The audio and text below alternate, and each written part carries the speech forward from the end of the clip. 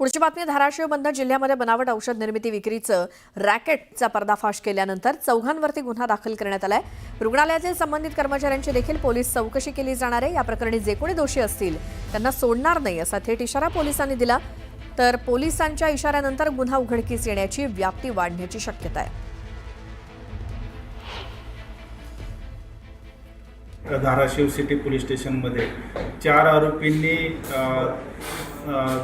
Civil hospital या ठिकाणी बनावट औषधं पुरवल्याची तक्रार आहे आणि त्या अनुषंगाने आपण त्या 4 आरोपींवर गुन्हा दाखल केलेला आहे आणि पुढचा तपास करत आहोत।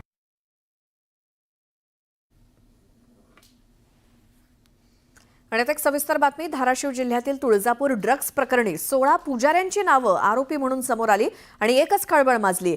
अवघ्या महाराष्ट्राचं कुलदैवत असलेल्या तुळजाभवानीच्या या नगरीमध्ये पुजारीच ड्रग्जच्या धंद्यामध्ये असल्याचं उघड झालंय। ड्रग्जच्या तस्करीत मंदिराचे पुजारी, तुळजापूर ड्रग्ज प्रकरणाला नवं वळण। झटपट पैशासाठी पुजारी बनले पेडलर। तुळजापुरात गेल्या काही दिवसात हा ड्रग्जचा धंदा चांगलाच फोफावला होता, पण आता पोलिसांनी या ड्रग्ज नेटवर्कचा पर्दाफाश करण्यात यश मिळवले। तुळजापुरात ही ड्रग्जची तस्करी कशी केली जात होती ते पहा। मुंबई पुण्यातून सोलापूर तामलवाडी मार्गे तुळजापुरात हे ड्रग्ज पुरवले जात होते। खासगी बसमधून हे ड्रग्ज शहरात आणलं जात होतं। तुळजापुरात ठरलेल्या ठिकाणी ठरलेल्या वेळीच त्याची विक्री व्हायची। धक्कादायक बाब म्हणजे सुरुवातीला काही राजकीय नेत्यांना ड्रग्ज पुरवठा केला जात होता, पण यात मोठा आर्थिक व्यवहार आणि झटपट पैसा मिळत असल्यानं पुजारी आणि प्रतिष्ठित लोकही सहभागी झाले। काही ठिकाणी तरुणांना ड्रग्जची विक्री केली जात होती। गेल्या 3 वर्षापासून ही ड्रग्जची विक्री होत असल्याचं सांगण्यात येतंय। या ड्रग्जच्या व्यापारात पुजाऱ्यांची नावं समोर आल्यानंतर मंदिर प्रशासनानं कठोर भूमिका घेत या पुजाऱ्यांना मंदिर बंदीचा आदेश काढलाय। त्याला पुजाऱ्यांकडून विरोध करण्यात येतोय। कुठलाही ड्रग्ज घेणारा व्यक्ती असेल तो आरोपी असणार आहे। त्याला पुजारी किंवा जात पात पक्ष भेदभाव करण्याचं कारण काय आहे? आणि मंदिराच्या बाहेर जर कुणी गुन्हा केला असेल तर त्याला कोर्ट आणि पोलीस स्टेशन हा कायदा आहे ना, त्याच्यानुसार त्यांच्यावर कारवाई केली जाईल।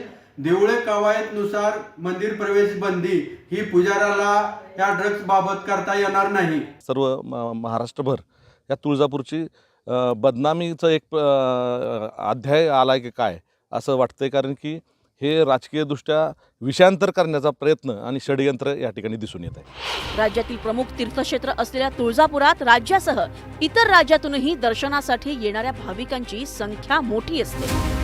भाविकांची नेहमीच गर्दी असल्यानं इथल्या तरुणाईच्या हातात सहज पैसा मिळतोय आणि त्यातूनच इथला तरुण ड्रग्जकडे ओढला गेलाय। 14 फेब्रुवारी रोजी पहिल्यांदा या भागात ड्रग्ज आढळून आलं आणि अवघा महाराष्ट्र हादरला। 14 फेब्रुवारीला तामलवाडीतून 49 पुड्या MD ड्रग्ज पोलिसांना आढळून आलं। 2 ते 3 हजार रुपये प्रति ग्रॅमनं शहरात त्याची विक्री होत होती। यात 2 प्रकारचे ड्रग्ज होते, क्रिस्टल आणि पावडर। क्रिस्टल ड्रग्जची गुटखा पुडीतून विक्री केली जात होती। तपासादरम्यान फेब्रुवारीच्या अखेरपर्यंत ड्रग्ज कनेक्शन मुंबईपर्यंत असल्याचं उघड झालं। पोलिसांनी मुंबईतून ड्रग्ज तस्कर संगीता गोळेला अटक केली, जी या ड्रग्ज तस्करीची मुख्य सूत्रधार असल्याचं मानलं जातं।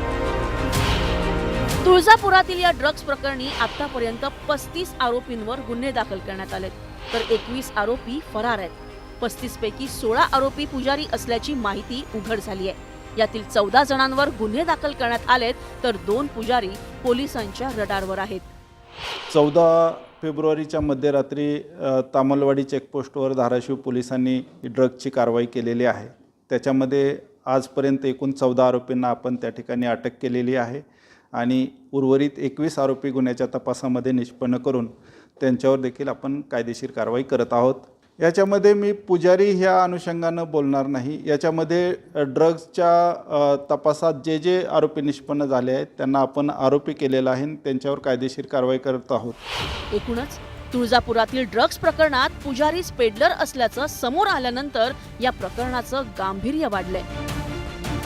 यातील काही पुजाऱ्यांचं राजकीय कनेक्शन असल्याचाही आरोप होतोय।